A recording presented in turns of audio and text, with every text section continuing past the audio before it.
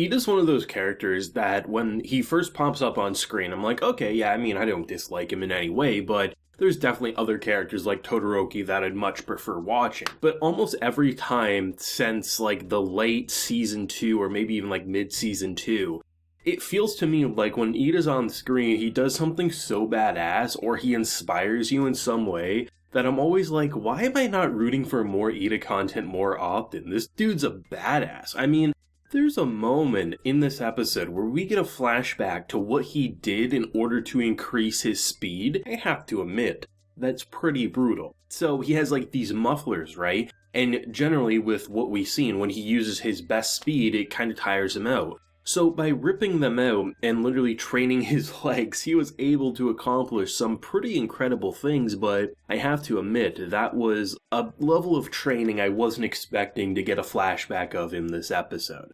I mean, this is one of those episodes that actually does a hell of a lot. We have a bit of battle, we have a bunch of funny stuff, we have the setup with characters like All Might as well as Deku, hell, we even got Bakugo in the mix, Endeavor's having his, SHOTO sickness where he wishes his son would have returned his messages, but hey, at the very least, like he said, he finally friended his son's account, and I'm like, it's both a very sad and kind of hilarious moment all at the same time. It's one of those moments that just like, when you look at it, he was an absolute shitty abusive father, but you also see where he's currently at, but you understand why someone like SHOTO would never want to do that, right? He's definitely more willing to accept the change or at least give it an honest-to-go shot than some of the other siblings, but still, it's nice that this episode is just once again kind of doing what I've been liking about Season 5, taking its time. Now, I guess a lot of people aren't a fan of this season. I mean, it was kind of news to me last week. I've been getting more comments over the weeks being like, oh, it's a shame not many people are liking this season, and my comment section never gave me that impression, and for the most part, I don't look for opinions outside my comment section. And to me, the reason I like this so much is because, clearly this isn't going to be all My Hero Academia will be anymore, right? I mean, we literally set up the season to be Endeavor and the whole League of Villains and things like that. To me, what we're experiencing is basically Season 1 and 2's earlier content, but with all of their skills. So it's not like a bunch of newbies doing a hero festival or training tournaments, mock battles, things like that. You get to have the simple, fun moments before shit probably hits the fan again. And for me to watch these characters, especially the side cast, where I understand there's some people who just want to focus on the main crew or their favorite characters. I'm not like that. I mean, if this is going to be a show that's like 24 episodes, sure. Put all the focus on Deku and a select couple, right? But if we're going to follow this many characters over, how many episodes are we at now? Like 95, all things said and told? To me, you need to give these other characters a moment to shine. And while sure, having episodes still recap their powers or have longer recaps than needed, I don't like it, but I just skip over that stuff. It's not a big deal, right? I still get a good chunk of an episode just having fun mock battles, fun personalities, and just a lot of absurdity, all things considered. That's why I really like this season. I guess some people expect me to be more harsh this season because they're not enjoying some of the perspectives. Like I said last week, I mean, you're taking abilities that should be boring on paper, like mushrooms. You can grow a mushroom, or you can even sink into the dark. That could be easy to mess up too. But you're watching so many fun battles take place. And to have characters like Todoroki, one of my all-time favorites in My Hero Academia, I mean, as much as I love this content, he was going haywire. I mean, in that battle, Ida was probably my favorite so far. And that's what I like about this, is that even when you're liking your favorite character, there can be another one who either you've really come to know and love, like in the case of Ida, or some of the others who maybe just don't get as much time to shine, but you're like, holy shit, that was a really impressive moment, and somehow surpassed my personal favorite character's moment. So that's why I like episodes like these, and this season overall. It's not going to last 24 episodes, and for me, I mean, that's one of the reasons I liked Season 1 of My Hero Academia, is it was a bunch of up-and-coming superheroes, and watching how they were struggling and how they're coming to be with their abilities, seeing how their relationships have progressed, and not only that, their abilities, and seeing the new things they're doing since the last time we've had a mock battle or some sort of tournament and things like that. Now, Endeavor's side, I thought was really fun, and once again, just showing some cool powers. On paper, a character basically driving himself like a car is kind of stupid, but honestly,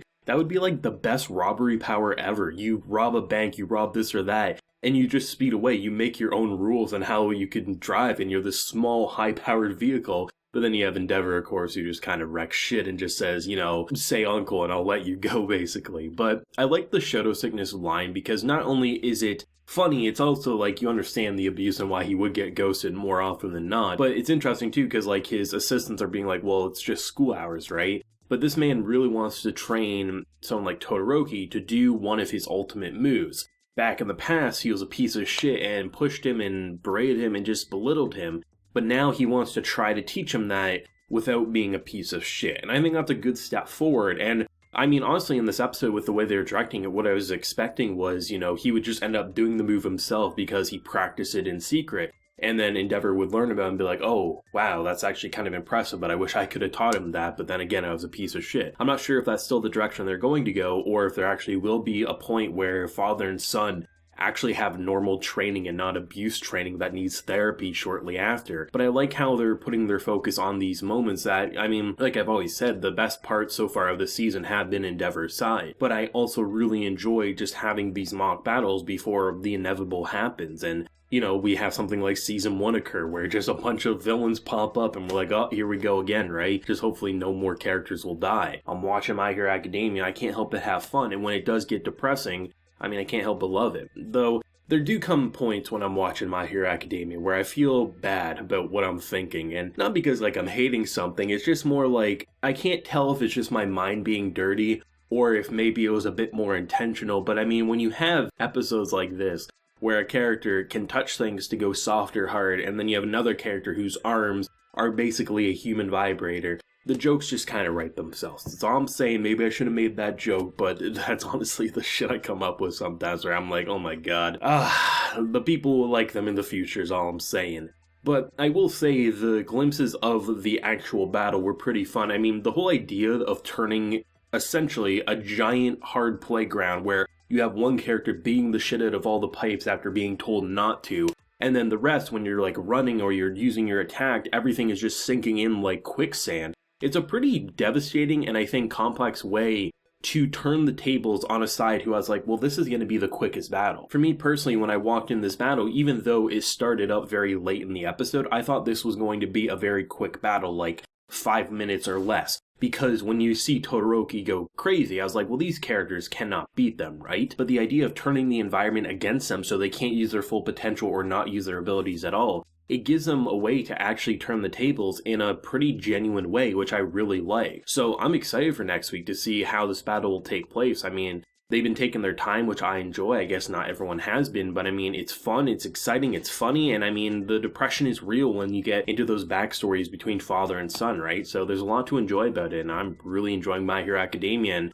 I guess that's an unpopular opinion, but I also kind of feel like it's more of those opinions, kind of like Attack on Titan's final season, where, there's some very vocal voices saying, oh, how shit it was for this or that, but in reality, I mean, I don't think it's all that unpopular. I just think maybe there's more people, maybe not as interested in, say, this season so far as previous seasons, but I don't think it's a hated season like some are making it out to be, but then again, maybe I'm just in my own bubble, but if that's the case, I'm perfectly content with that, because this comment section is pretty damn good, I have to say. Let me know your thoughts or feelings on this episode, your favorite moment, and where do you think it's going to go with the battle next week? Because logically, it would say that Todoroki's side's going to win, just given the main character kind of nature of the show. But at the same time, if last week's episode is anything to go off of, who we think will win not always is going to happen, right? But let me know your theories down below. If you enjoyed the video, leave a like, share your support, and hit that subscribe button if you happen to be new around here. So until next time, everyone, please take care and have a good one.